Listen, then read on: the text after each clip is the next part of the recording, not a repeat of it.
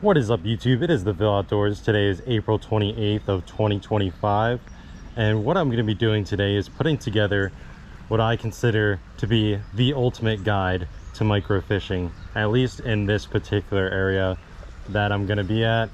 For our sake, this is going to be in Chester County, Pennsylvania. I might do some fishing in Montgomery County as well later today. It just depends on what kind of spots we get to hit. But the tips and gear I'm going to be showing in this video are pretty much going to work anywhere in the US. There are certain creeks and river systems where things might be a little bit more extreme. You don't have the same type of conditions and you might have to switch things up a little bit, but everything is going to be like basically the same gear. You're just going to vary it just a little bit in your technique and stuff like that. So I'm going to show you guys what I use for microfishing. If you've been following my channel for a while, you know I do a lot of microfishing. So first things first, what is microfishing?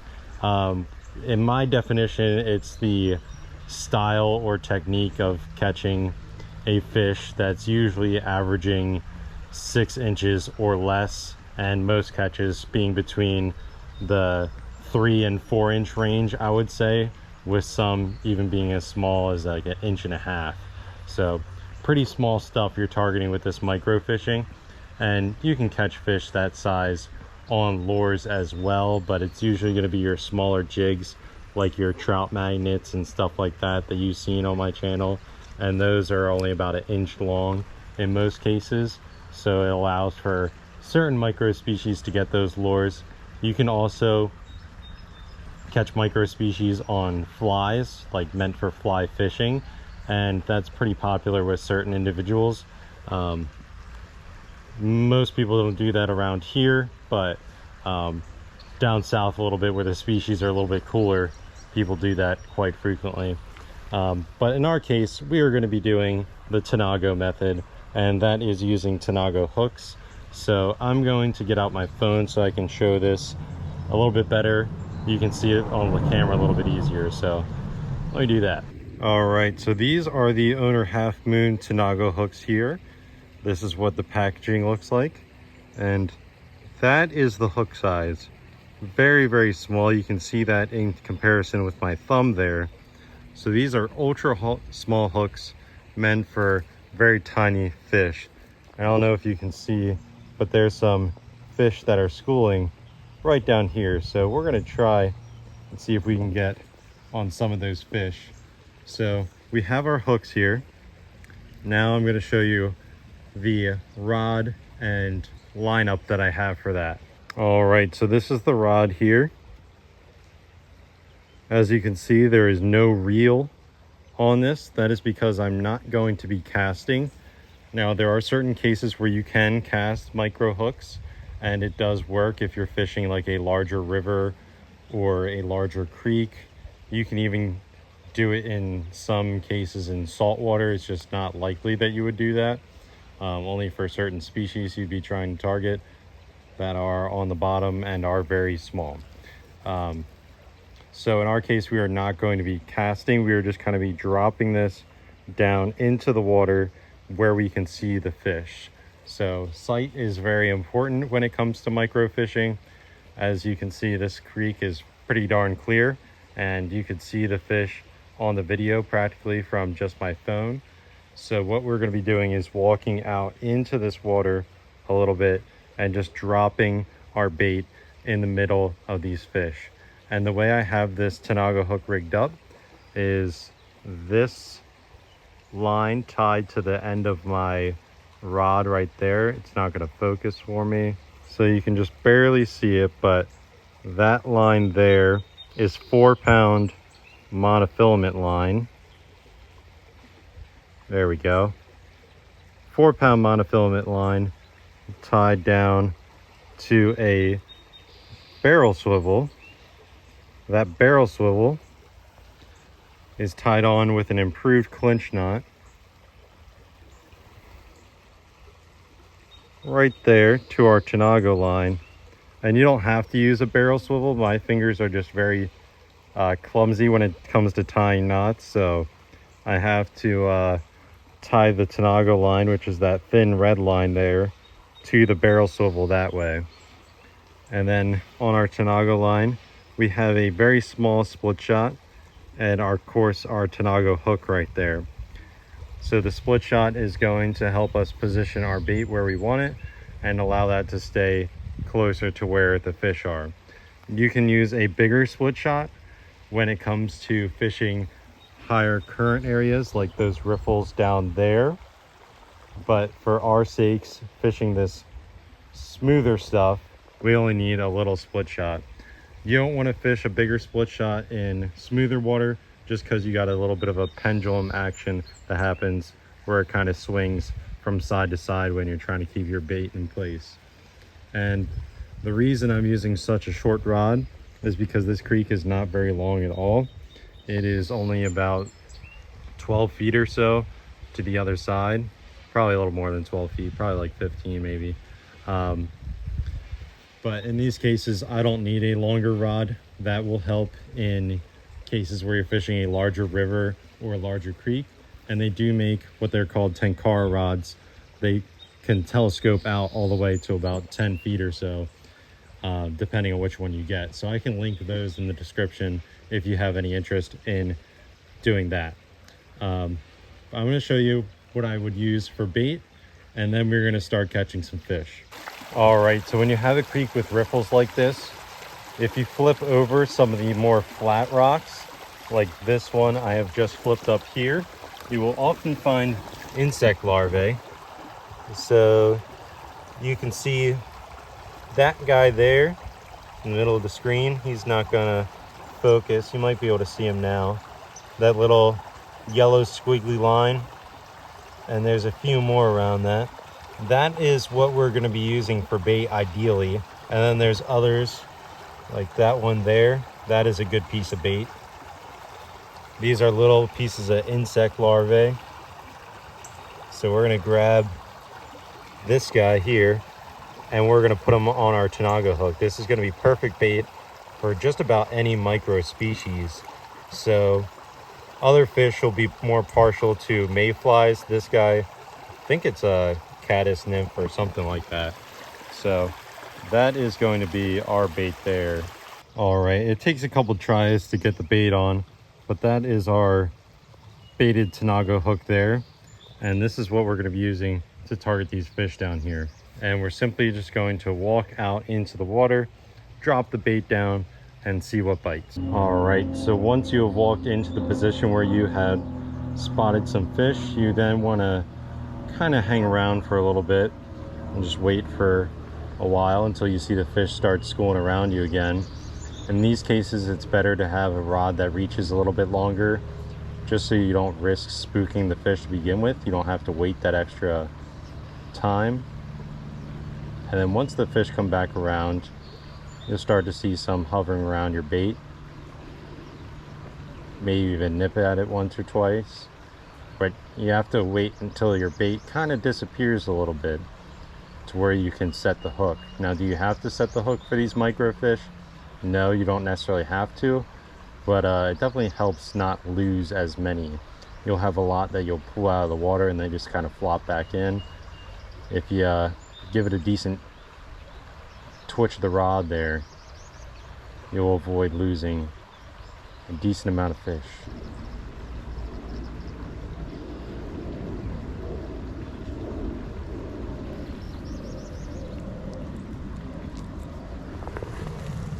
All right, we can successfully captured our first fish species of the day. And this guy is a little creek chub. Is he a creek chub? Oh no, it's not a creek chub. This is actually a cutlet minnow. You can tell the mouth is a little bit different there. I'll get him on my phone video so you can see a little bit better what I'm talking about. All right, so this is our cutlet minnow here. On the dorsal fin, that's the fin in the top middle of the body there. You can see that there's no blotch at the base of it. So that is the identifying factor that leads this guy to be a cutlet minnow. And also, I don't know how well this individual will show it, but you might be able to see there's a little notch in the mouth there, and that is also characteristic of the cutlet minnow. So that is our first species of the day. We are going to let this little guy go and catch another fish.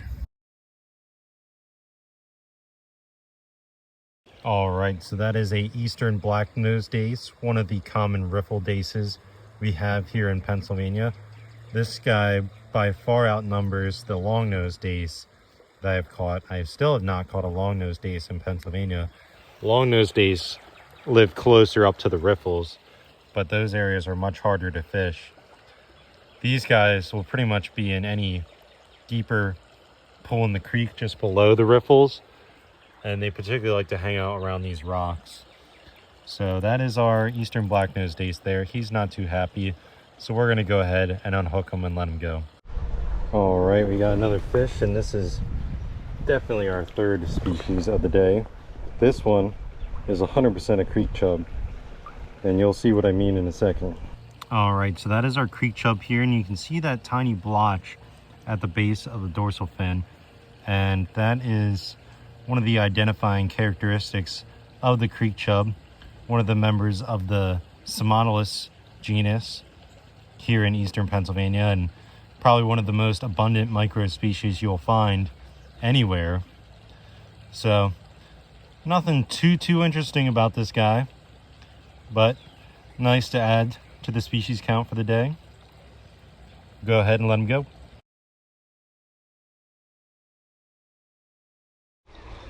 All right, guys, we got ourselves another species for the day. He just came unhooked, so I'm gonna get him some water. Then we're gonna observe him. I believe this should be a common shiner, though. Cool little guy. All right, so this guy here is our common shiner, one of the more abundant minnow species. Don't have much to say about this guy. He's pretty cool. I've caught these guys plenty in the past. This one's not a very colored up individual, but they can get some nice red on them.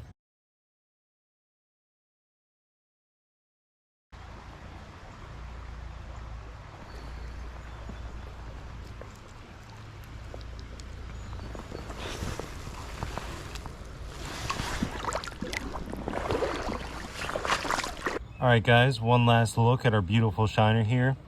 I'll figure out what this guy is and let you know in the subtitles down below. This is definitely a species we already have on our life list, so we're not concerned with taking too many photos of this guy. It's still a pretty little fish. All right, so something else to go along with microfishing is knowing what section of the water column to fish. So you have your benthic fish like darters, sculpins. You can consider riffle daces somewhat benthic fishes as well. So they're going to be down deeper towards the bottom, and you want to keep your bait towards the bottom if you're going to be targeting bottom fish. If you're going to be targeting fish in the middle of the water column, that's going to be a lot of your shiners and other weird fishes like that. That's going to be towards the middle of the water column. If you're going to be fishing on the surface, you're going to be mainly looking for top minnows, mosquito fish, and other fish that primarily feed on the surface. So not too complicated there. It's just making sure you can see where your bait's at. That way you know whether you have a good chance of getting your target or not. So there's a darter down here, and I spooked him off, so we're not going to catch that one. The darters don't like me today. It is pretty sunny out too. Usually it's a little bit better come nighttime, or you get some clouds going. That's good fishing for darters because they don't spook near as easily. Darters are one of those fish where it's better to do what we call headlamping.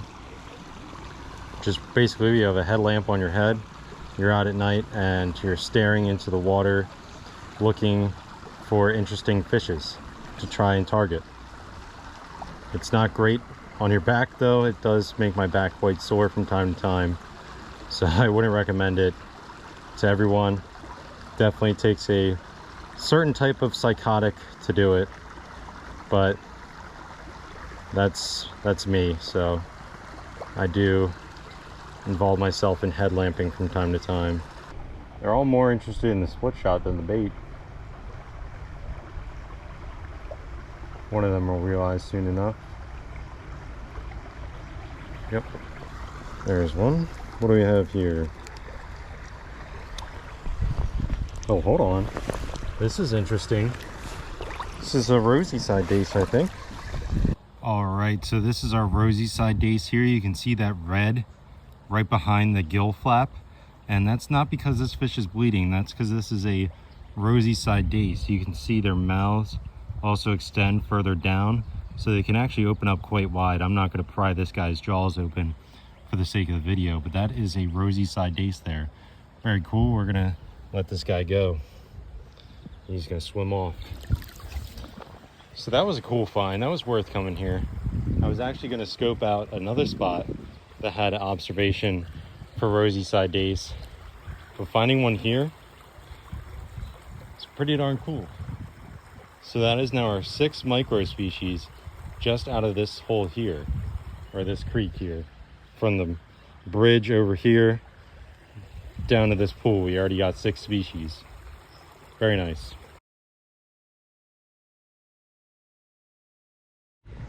Alright guys, I finally achieved the mission of catching a darter.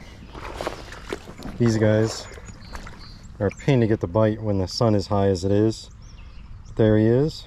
We're gonna take a shot, release this guy. Alright, we are at a different spot now. Our primary objective at this spot is to catch a species of benthic fish. This is the only spot that I have found for any sculpin species near me. And this is slimy sculpin that would be in here. So we're gonna try and tactically get one to bite. I spotted our target.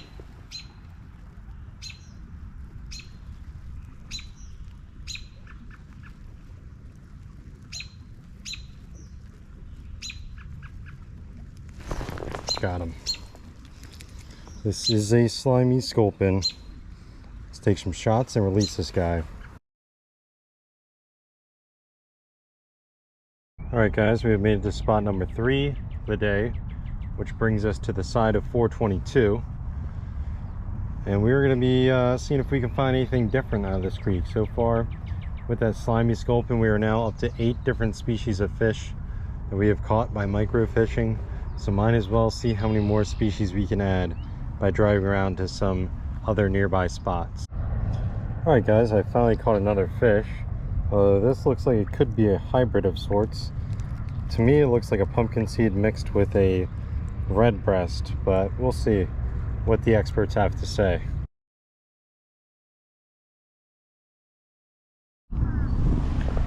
Alright guys, I finally got another species of fish, and it is a blunt-nosed minnow, one of the ones I was after at this particular spot.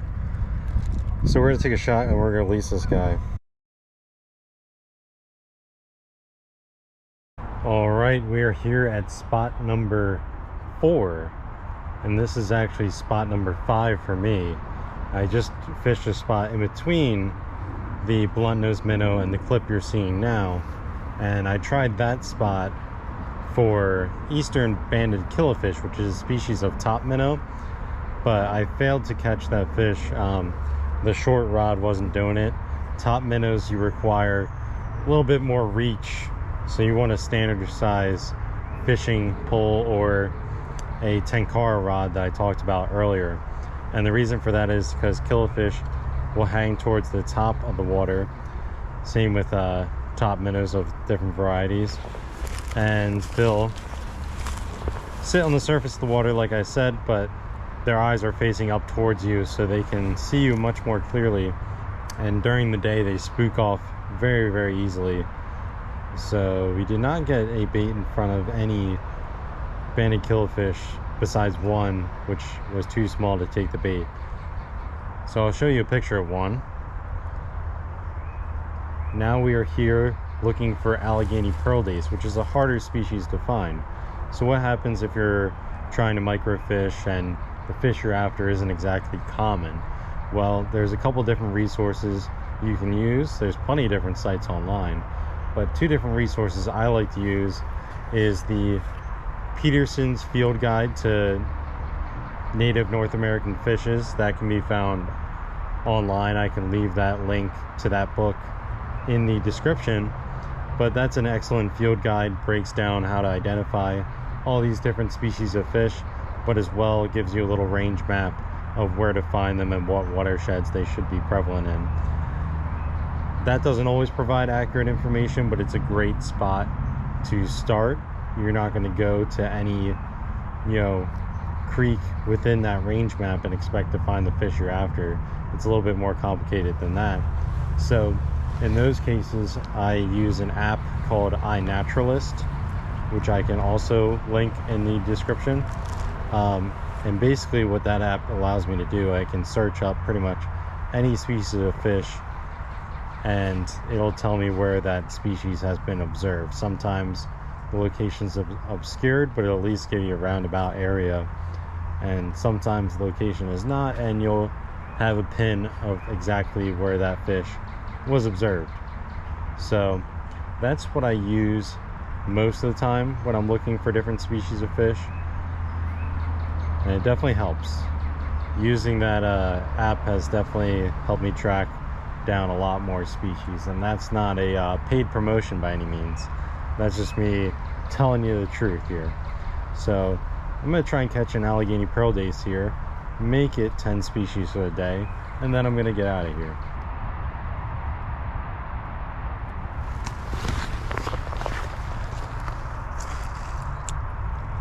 That's a small one, but it is a pearl dace. That's species number 10.